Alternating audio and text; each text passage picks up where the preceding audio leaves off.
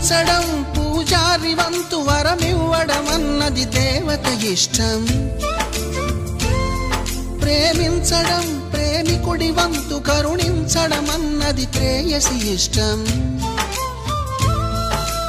ఎందువల్ల నిన్ను ప్రేమించిందో చిన్ని మనసుకే తెలియదుగా, నిన్ను మరవడం జరగదుగా.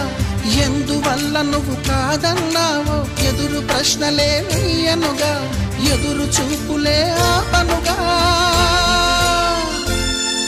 ఏనాటికో ఒకనాటికి నీ ప్రేమ సాధిస్తా. నిన్ను చూడాలని ఉన్నా, నిన్ను చూడాలని